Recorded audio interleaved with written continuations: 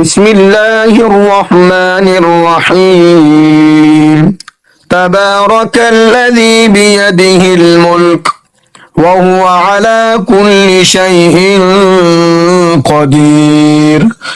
الذي خلق الموت والحياة ليبلوكم أيكم أحسن عملا وهو العزيز الغفور الذي خلق 7 سماوات طباقا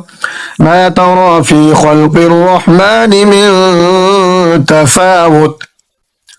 فارجع البصر هل ترى من فطور ثم ارجع البصر كرتين ينقلب إليك البصر خاسئا وهو حسير ولقد زينا السماء الدنيا بمصابيح وجعلناها رجوما للشياطين وأعتدنا لهم عذاب السعير وللذين كفروا بربهم عذاب جهنم وبئس المصير إذا ألقوا فيها سمعوا لها شهيقا وهي تفور تكاد تميز من الغيظ كلما ألقي فيها فوج سألهم خزنتها ألم يأتكم نذير قالوا بلى قد جاءنا نذير فكذبنا وقلنا ما نزل الله من شيء إن أنتم إلا في ضلال كبير وقالوا لو كنا نسمع أو نعقل ما كنا في أصحاب السعير فاعترفوا بذنبهم فسحقا لأصحاب السعير إن الذين يخشون ربهم بالغيب لهم مغفرة وأجر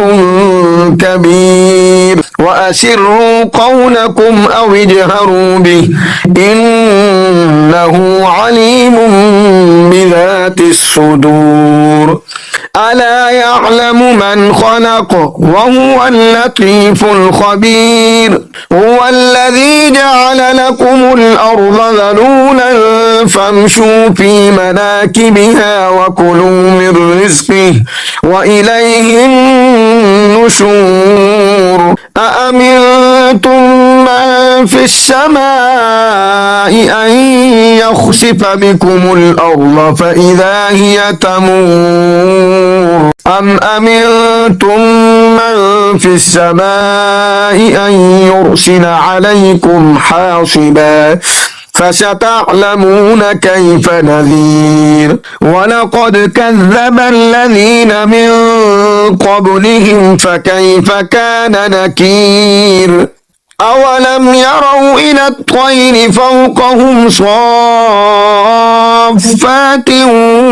ويقبضن ما يمسكهن إلا الرحمن إنه بكل شيء بصير أمن هذا الذي هو جند لكم ينصركم من دون الرحمن إن الكافرون إلا في غرور أمن هذا الذي يرزقكم إن أمسك رزقه بل لجوا في عتب ونفور أفمن يمشي مكبا على وجهه أهدى أمن يمشي سويا على صراط مستقيم قل هو الذي أنشأكم وجعل لكم السمع والأبصار والأفئدة قليلا ما تشكرون قل هو الذي ذرأكم في الأرض وإليه تحشرون ويقولون متى هذا الوعد إن كنتم صادقين قل إن إنما العلم عند الله وإنما أنا نذير مبين فلما رأوه زلفة سيئت وجوه الذين كفروا وقيل هذا الذي كنتم به تدعون قل أرأيتم إن أهلكني الله ومن معي أو رحمنا فمن يجير الكافرين من عذاب أليم قل هو الرحمن آمنا به وعليه توكلنا فستعلمون من هو في ضلال مبين قل أرأيتم إن أصبح ماؤكم غورا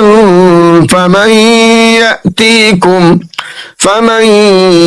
يأتيكم